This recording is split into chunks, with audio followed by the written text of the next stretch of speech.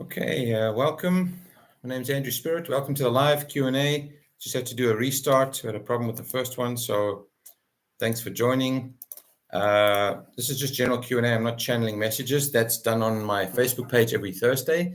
I've posted my Facebook link in the top of the comments, so if you want to also join me there and possibly get a chance to get a mini reading, psychic reading, tune in on Thursdays, 7 p.m. Eastern Standard Time or Toronto time zone. Every Thursday. Sunday is just general Q&A. So if you have questions about spirit, anything from guides, connecting with angels, meditation, how some psychics and mediums work, intuitive reiki, and more, anything along those lines, I'd be happy to share with you what I can, what I've learned. So if that interests you, check that out. I've also posted my website in the comments, so you can read up more about me personally and what my offerings are, my calendar of availability. I do offer one-on-one sessions for private readings and intuitive Reiki healing sessions. I also teach group spiritual development classes and also offer one-on-one mentoring. So if you'd like to hone some of your spiritual gifts, you're welcome to do that. If you want some training with that, I can help. So this is just a chance for you to ask your general questions. If you're looking for some free online resources as well, some Facebook groups, spiritual community groups of like minds that you might want to join, I can recommend a few for you. If you know anybody else interested in spiritual development,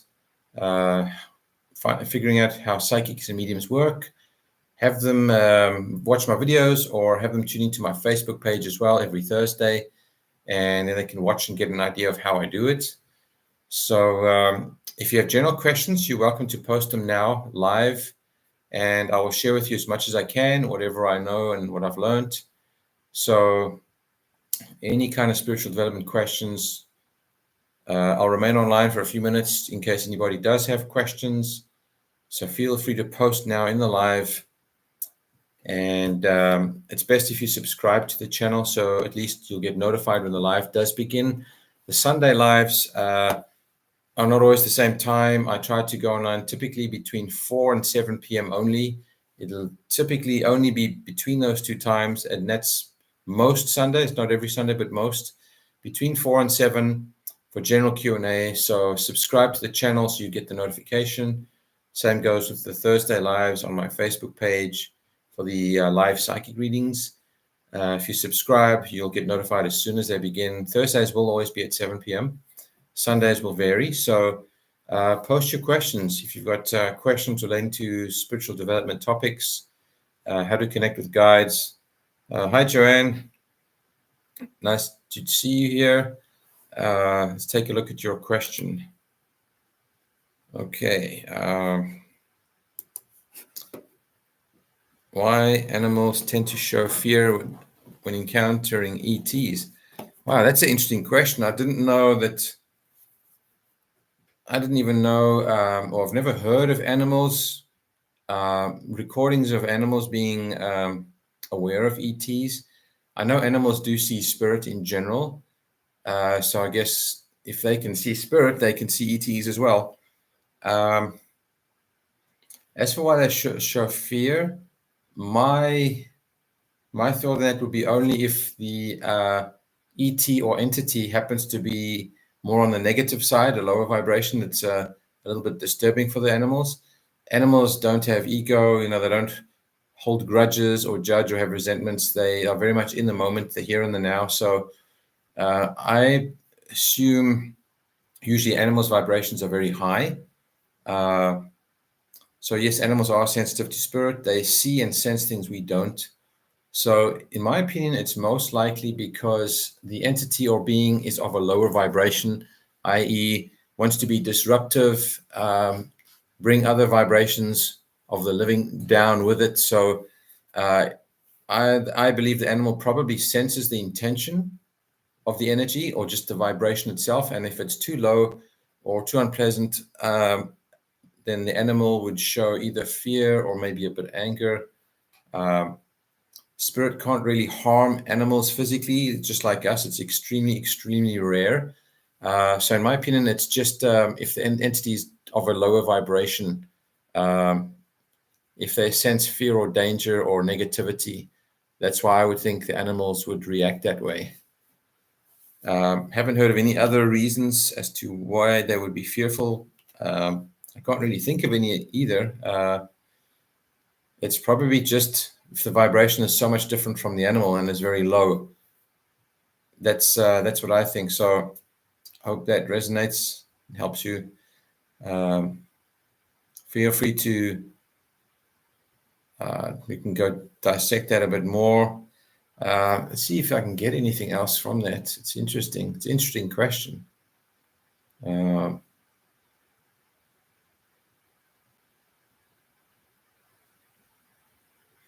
Okay, there's something I'm picking up on as well. I just asked and I got a little bit of, this is what I got. So negative energies are always competing for control against positive energies. So if an entity or being has bad intentions, disruptive, lowered intentions, one easy way, most people don't pick up on entities. They don't see them or sense them because we're so shut down. So if an entity can disrupt a person and instill fear in them through an animal, they can do that too. Upset the animal, cause the animal to react, make a noise, bark, or make a sound, or get the animal uptight. A human being will notice that because it's coming from a live animal. So that's another way for an entity to get through to a human, because most humans are not aware or can sense spirit. Another way is just finding a nice conduit, like an animal that is sensitive to spirit. Get the animal upset, and the human notices and hears the animal upset, and that could potentially instill fear in the person, because animals acting up, person can't see anything or hear anything, and I can see how that easily instills fear in someone. People are very, very fearful. That it's like they're defaulted to fear. So yeah, that makes sense too. So that was an interesting question. Yeah, okay.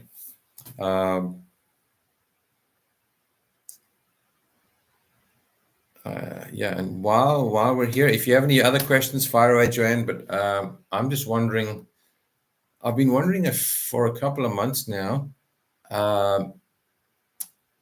often on the Sunday lives, sometimes it'll be very, very slow, and there'll be a couple of people that may jump on and off, but nobody's asking questions. I'm just very curious why a lot of more people don't jump on free resources, free content. I do other free stuff as well. I open my house up to the public for meditation, circle every week, things like that. And I know one reason is fear. A lot of people feel uncomfortable or awkward, or they don't know what to do in meditation. But something that's online where they're anonymous, I can't see them, I don't know what they look like or sound like. Not sure why they don't take advantage of the free resources. So if any of you would like to share input in that, you're welcome to. I'm just curious why a lot more people don't sort of jump on that and get as much free info as they can. That's what I used to do in the early years. I learned a heck of a lot doing that, asking every little, what I thought was a silly question. I would just ask so many questions, and I learned a great deal from it. So I was just curious. So if you do get any insights, feel free to share. Welcome, Short Stacks. As I was saying, it's general Q&A. So if you have any questions relating to spiritual development topics, you're welcome to post, and I'll share with you as much as I can.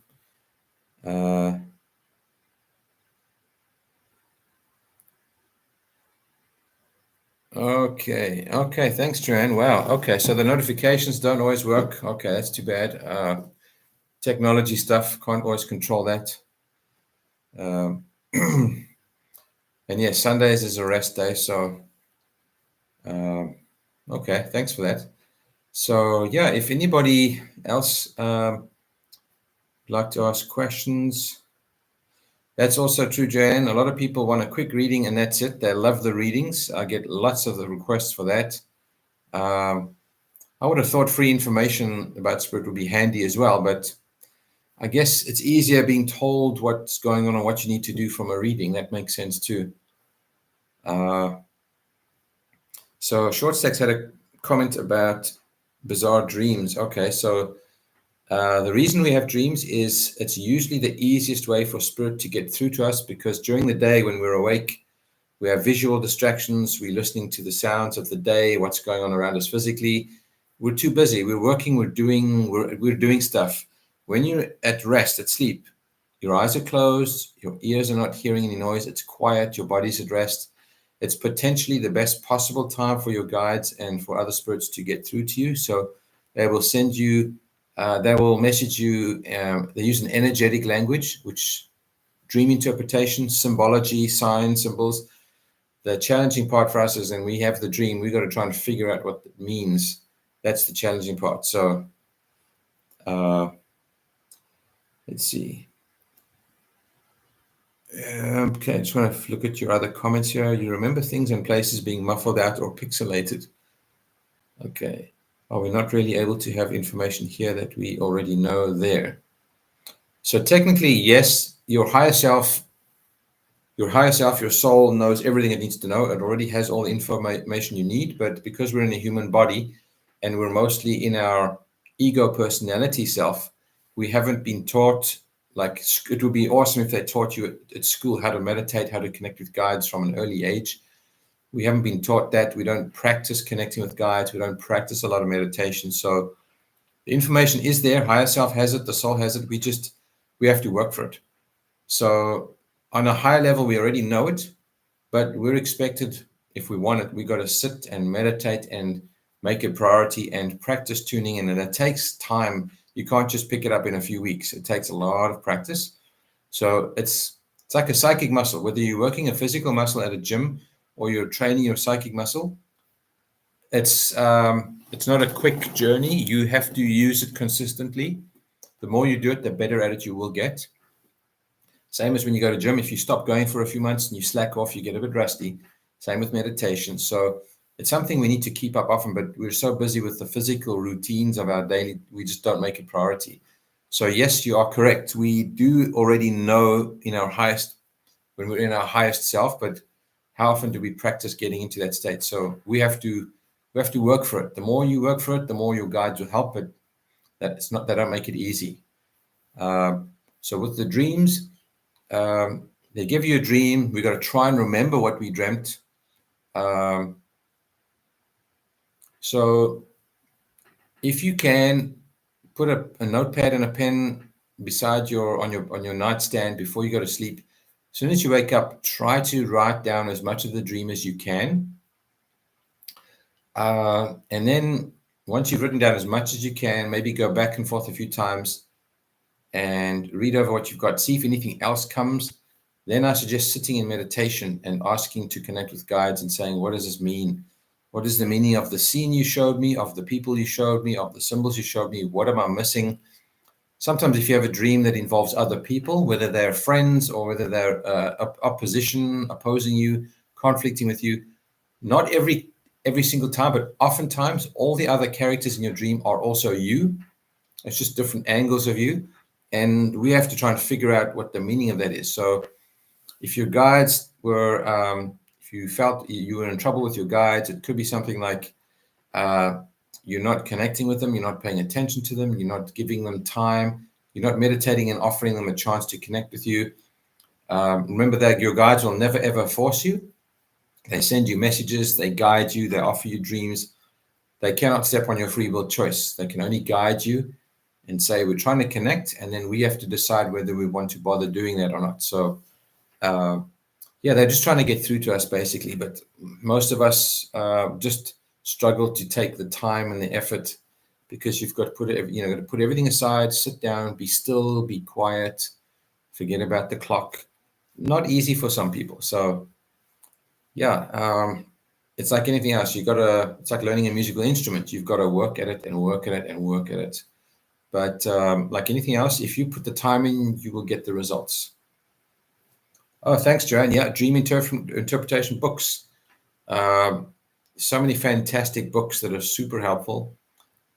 Dream interpretation, connecting with guides, meditation books. Books will be a big help. So that's a good suggestion. I would recommend finding a really good dream interpretation book. Maybe try and get some recommendations online to find what might be the best couple of books for that. But that would be a good idea, a very good idea. That plus a little bit of meditation. And meditation, you don't have to do it for an hour or half an hour every day. It's not about the duration of time that you sit meditating. It's just the consistency. So, yeah, with ADHD, yep. So with meditation, some people can do it for an hour. Like I can, if I'm in a group, an hour goes by like 20 minutes. But you don't have to do an hour. Some people can't tolerate more than 10 minutes, and that's fine. If you can just work your way up, start at about 5 minutes and slowly build up to 10. And remember, you're not expected to have an empty mind. You can never just have a blank mind throughout the whole meditation. I don't even think the Buddha managed that. You don't have to. You just have to be able to sit and meditate and let the thoughts come in and out like an intersection traffic, but don't give them your attention, because as soon as you try to push thoughts away, you're offering resistance and you're giving those thoughts energy. So you're basically just keeping them more. You're keeping them there longer. So if you can tolerate 5 minutes and work up to 10. Also, if you really struggle with ADHD, you can do what I call moving meditations. So you don't have to sit dead still with your eyes closed. You could say, for example, weather permitting, lie on a blanket and stare in the clouds, watch clouds move by. Your eyes are open, but if you can just focus on the clouds only and ignore the thoughts that are bombarding your mind, just let them come in and out, that's another form of meditation. You could also walk in the woods. If you're if you're in a very isolated place, you can go for a slow walk in the woods, forget about time, and just pay attention to maybe look at every tree you walk by. So you get different types. Tai Chi is a good form. I've seen meditations that are very, very active, where people spin around. They're called whirling dirlas. I think it's a North African place where they spin around until they go into a trance. They're like spinning tops. Tai Chi is another good one. So you don't have to be dead still and your eyes can be open. It's just about being present. So if you do struggle sitting still, do a moving meditation. And like I said, if you can manage 5, work up to 10 minutes every day, it's better than trying to do it for 4 hours once a week, because it's not about length of time, it's the consistency. So 5 to 10 every day is way better than 4 hours once or twice a week. So try that one. You don't have to be dead still. Even the surfers, the top world surfers that surf the wave, that is also like a form of active meditation, because they're so connected and at one with the wave, their mind isn't anywhere else. So even that is a form of meditation. But Tai Chi would be great. A walk in the woods, staring at the clouds without any disruptions or distractions, away from technology like cell phones, music boxes, noises, things like that. Try that. So, yeah, Joanne, the mind, like I said, you don't have to get the mind to be blank or dead still. When I meditate, I still get the thoughts coming in. The key is just not giving them attention. So you can't eliminate thoughts and have a blank mind. You just have to attend to your mind. Don't resist thoughts. Let them be there and let them leave in their own time. So just don't give them attention. And also don't try to judge them or discern whether they're good thoughts or bad thoughts, or just let them all be neutral. Even if you're thinking about something that's horrific or violent, don't judge it. Just leave it there and let it go when it's ready to go. So you just have to attend to the present moment. And if you forget that, just think of your breathing again, follow your breath. And you'll have to do that a number of times. So the more you do it, the better you'll get at it.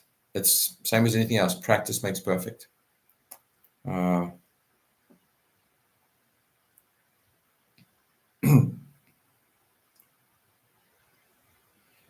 Short stack. So when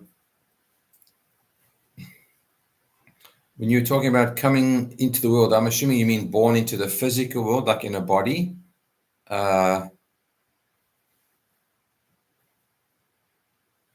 So I'm not sure. I think, are you referring to when you get born physically? Everything is energy. So the visual or memory you get can be anything, literally anything and everything. there's no wrong way. So everybody experiences differently. Every soul path is sacred and valid.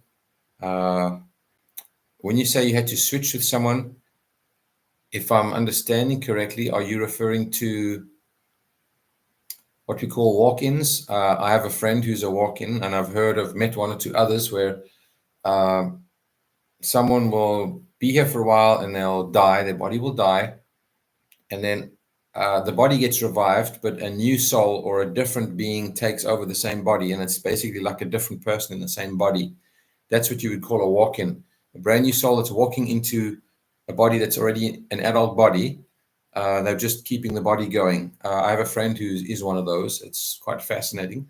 Some of them retain all the memories of the first soul in the body, and some don't. It's like a brand new being in an adult body, and they have no memory of the past because they didn't have one yet.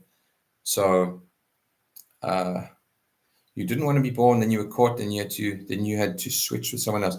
That could possibly be what I call a walk-in, where you didn't want to come into the physical world, but you maybe had to finish off a contract you had made.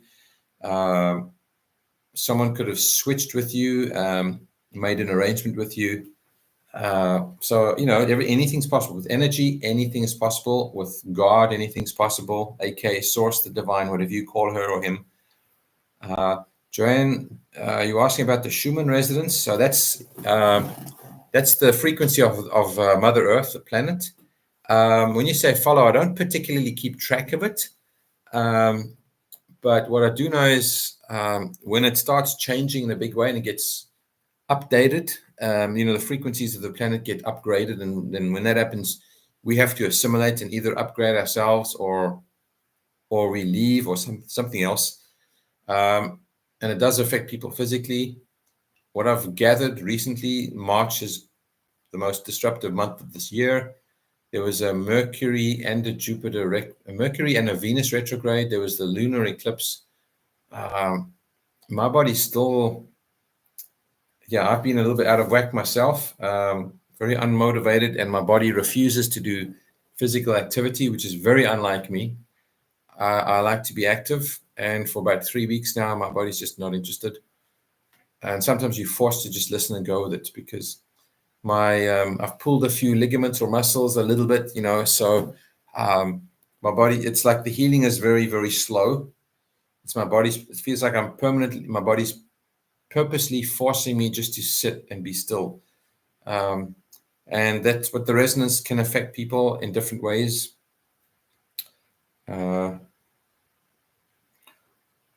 So I hope that, if that makes sense to you. Okay. Short stacks. Are some of us plucked from other places or realms? So yes, some of us do come from other realms. Have you heard this term star seeds?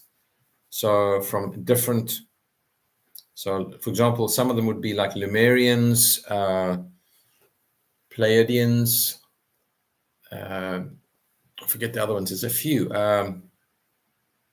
So yes, we can. We have ties. You could have come from either Lemuria or the Pleiades. I just can't remember the other ones. There was a couple of others. Anyway, we have been in all sorts of realms and dimensions. So absolutely, you could have a strand or few strands of past incarnations in other dimensions, other planets, other realms, whether the dimensions are on this planet or others. There's many, many worlds. So we're connected to everything. So you could have literally come from anywhere else, or at least had an incarnation that you remember. Some people have memories of their past incarnations. I don't in particular. You can have what's called past life regression sessions, where you can find out about some of your incarnations if you want to or need to for healing purposes. I don't remember mine. I've had a few sessions where information's been given to me through those sessions, but yeah, maybe you like some of those people, you just remember certain bits and pieces from other realms, and it's more common than most realize. Just a lot of people don't talk about it. Because many people don't know who they can share the information with, or they don't want to be criticized or accused of being, insane or things like that. But yeah, anything's possible with energy. So yeah, okay. Does anybody else have any other questions on spirit?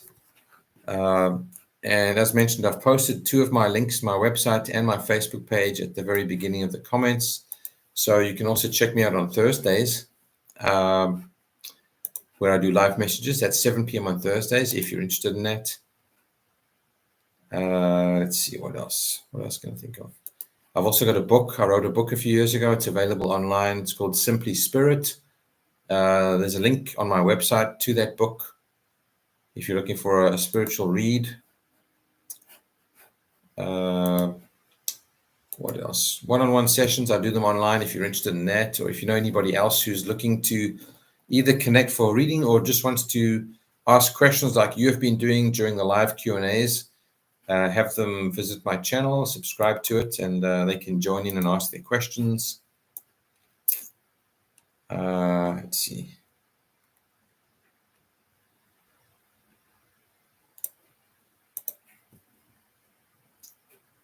Can't think of anything else I needed to share. So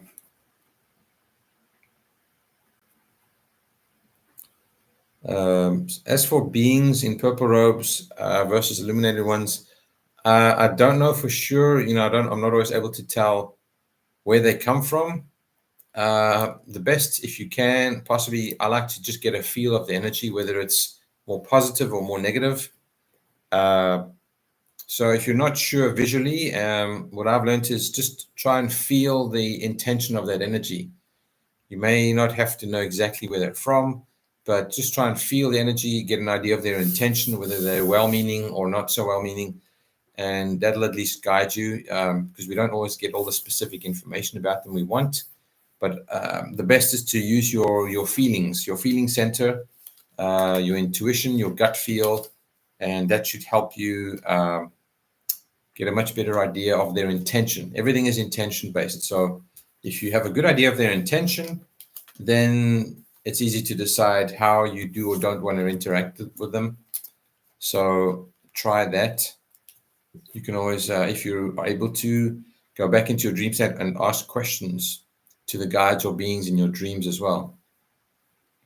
Okay, thanks, Joanne. So I'm going to probably end the live in the next minute. So final call, any last question you may have before I close the live down?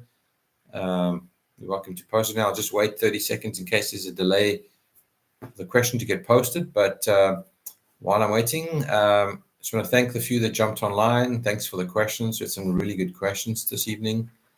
And I try to jump on most Sundays between 4 and 7 p.m. usually. But hit the subscribe button. I also do, about an hour before, I like to post on my Facebook page. I try to give a heads up of up to an hour when I'm going live on YouTube. So take a look at my Facebook page. The link's in the comments as well. Subscribe to that. That might be more accurate in terms of getting the notifications early, or at least getting the message. So if you're not sure if I'm going to be live on Sunday, there are the odd Sundays I miss. Check it out on my Facebook page to see whether I've said anything about not being not going live, or that I will be going on in the next hour or so. And again, thanks for the questions and joining me. Have a happy Sunday evening or morning, depending where you're tuning in from. And hope to see you again either next Sunday. Keep your eyes posted on my both this page, my Facebook page as well. I'll try and notify you ahead of time, and maybe join me on Thursdays as well. So thanks for the questions, and hope to see you again soon. Bye for now.